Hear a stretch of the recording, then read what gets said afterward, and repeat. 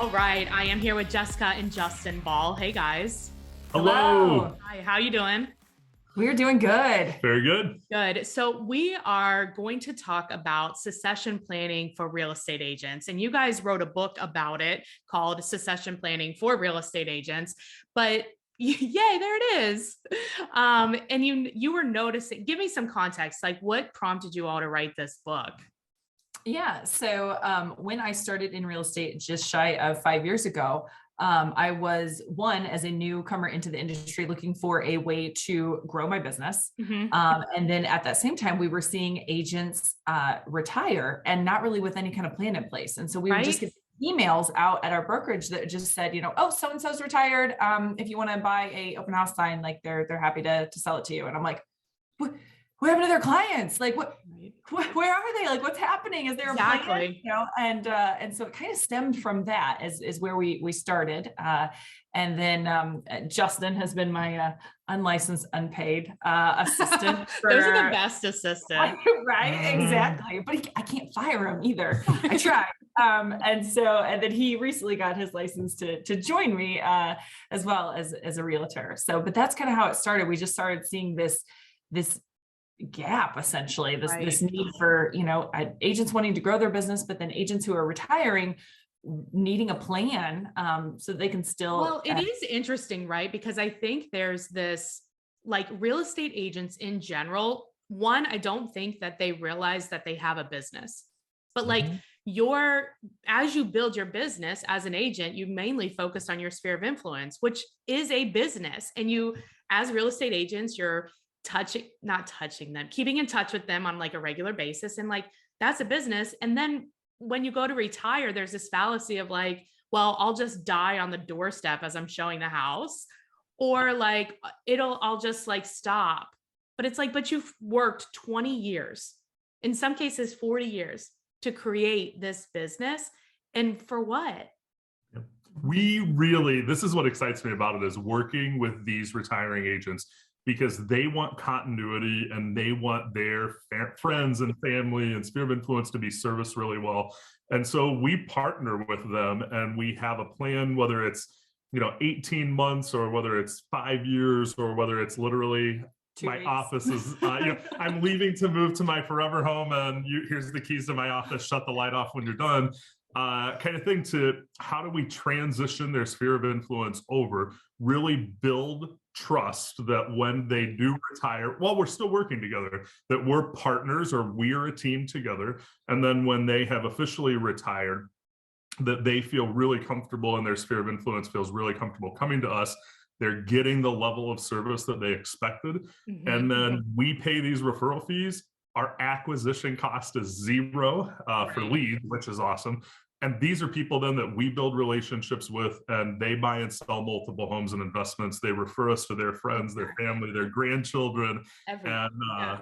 business lives on. And it's awesome for brokers too. And I think this is the thing that we didn't realize or we didn't think about when we started, was it keeps the business in your brokerage. So your That's broker owners true. have a really vested interest in doing this, as opposed to people just riding off into the sunset or calling it quits at some point. Yeah, I've seen like so many agents that are just like, well, I'm going to retire and I'm not going to do it anymore. And then they're like, I just gave all the files to the broker. And you're like, wait a minute, that doesn't make sense. Like, you're right. Like who does business the similar way that you do, who feels like you, that's going to really like mesh well with your clients and being purposeful about it.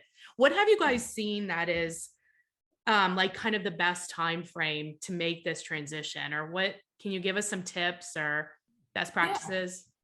Yeah. So the longer the better. And I think it depends on the structure. And some of the things that we laid out in the book is a couple different samples of different structures you can do, whether it's coming in as a team where you have more of a team lead and then an agent working for that team lead, or if you're Mhm. partners, or more of just a loose partnership that's not Right. any official. And really, I mean, I think the sweet spot, at least a year, is where we've really found it to be really That beneficial. seems like that makes sense. Yeah. And it probably depends too on the level of business that's being Mhm. acquired as well, right? Like if your average agent is selling, say, 25 houses a year or something like that, a year is probably more than enough, I would Mhm. think. Yeah, and I think what happens and what matters is what you do in that year. So when we've done it really successfully, we have started to take the mailers and the farming advertisements that agent does and put our quote unquote team or partnership on there. Right. So their clients and their friends and family are seeing our faces. They're recognizing that we are partners together. And even when they're working on their retirement transition, they're sending us leads and referrals in there. And so that co-marketing and co-branding is really important to build the trust. That makes And then sense. we do a lot of personal introductions. I mean, we hosted client parties together so that it wasn't just this face on the postcard that what I might be working with. It was literally Justin, and I shook his hand and I met him, and Jim said, And that "Justin's makes the such guy a in the future." big difference. Yeah. So in the book, you're giving tips and case studies and best practices. Do you guys also do consulting for people that want to do this? Yeah, we do. And so we're really happy to work with a retiring agent or their successor in building the plan. A lot of the bulk of the book is about writing the contract. So how long are we going to pay referrals? How do we determine what those referrals are? How do we build the trust of what it's going to be? Who pays advertising expenses? How do we take over things like your domain name and your website? And how do we rebuild your CRM and your client list and sphere of influence? Whether you give us You a mean, box. how do we put it into a system that somebody else can take it over? Is that what you mean? That is really what I mean. I thought that's what you meant. Some people are like, my CRM will just export this perfect spreadsheet. Here's my virtual file. And other people are like, the brokerage may be able to help you reconstruct the history of my work in there. And so, yeah, but those things are really important, is building and executing that plan. And we do help both retirees and their successors kind of formalize that contract and build out what those expectations are. And then, is there an upfront cost that's paid? Is it all referral fees? Is there incentives? And we like to build incentives into that contract to make sure that the retiring agent is answering the phone, taking down the information, and really aggressively out there still marketing that they're a referral agent. We've even had some who make business cards that says Justin Ball Referral Network Agent, and they're giving these cards to their friends and family saying, hey, send me your business and I'll refer it to my team and my team will help you work. I think that would be, I imagine, just in speaking with many agents, that the hardest part would be transferring from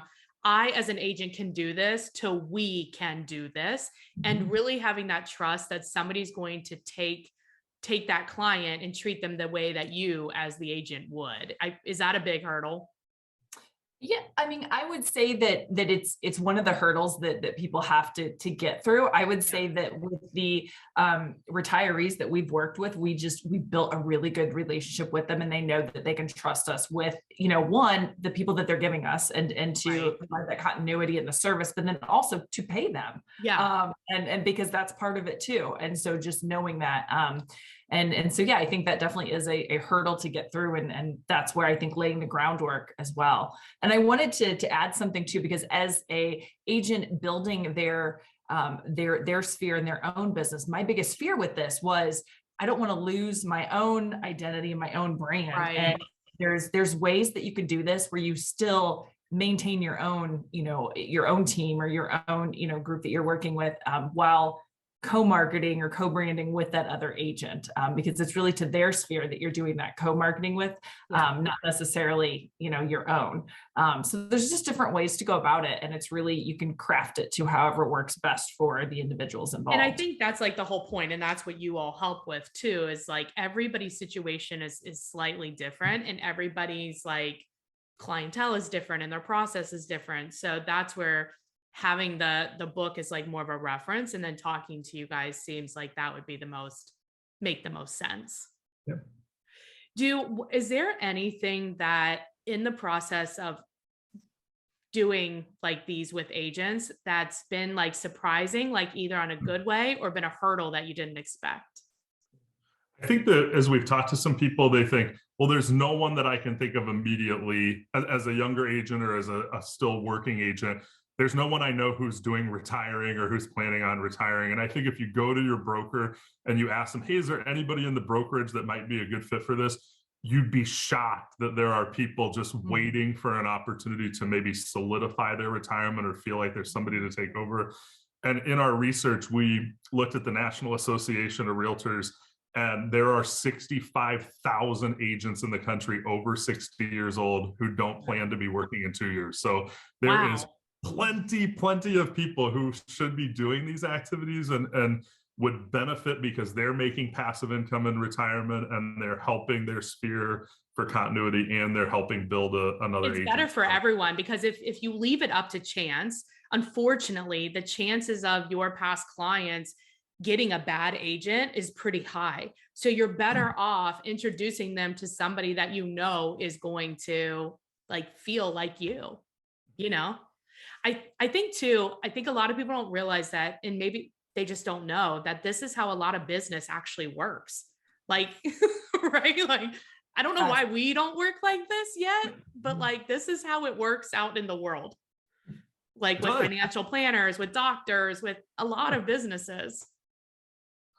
Everybody out there does it. And it's, you know, this isn't a business where when you retire, you can really sit down and do this scientific evaluation and say, I'm going to sell my business for $200,000, but you can sit here and reap these referral benefits. And the longer that you think about and put a structure to it, there's lots of opportunity, and people deserve it. I mean, they've worked for 20, 25 years building all these relationships, and they want the best for those people, and the opportunity is right there in front of their face. And we just see people who, especially newer, younger agents or people who are being more competitive, that are just paying huge companies for leads, and they're going insane making cold calls. And this is right in front of their face. And it's better for everyone. Yes. And for the agent growing their business too, I mean, what better than someone saying, you know, hey, here's someone to work with. I'm telling them I trust you. Yeah. I mean, that it's instant credibility. It's so much easier to work with a referral like that than a random internet lead. I mean, where you're just fighting for the conversion. Exactly. Well, okay. So you guys are real estate agents with RE/MAX in Illinois. And if somebody has a referral for you, or they want to talk to you about this, how do they get a hold of you? And if they're interested in getting the book, can you give us like how to get a hold of you guys for all that stuff? Yeah. So for our book, you can go to resuccession.com. It's our website for the book. You can find out about the book, find all the ways to purchase it on Amazon, that it's available very soon. And you can also find our contact information. We're in Peoria, Illinois. So if you have any referrals, people buying and selling in Peoria, Illinois, we would be more than happy to work with them. You can find our team's website at jessicaballhomes.com and find us on Facebook at Jessica Ball Homes and Instagram at the same handle. Nice. Awesome. And I think it's important for people to know this is better to start planning before they get burnout. Yeah. It's not only for retirement agents or retiring agents, it's also for anyone that may be leaving the industry, you know, whether it's moving or transitioning, retiring, anything. Awesome. Well, I really appreciate you guys being on. Thank you so much. Yeah, thank you, We Jennifer. enjoyed it. Bye. Bye-bye.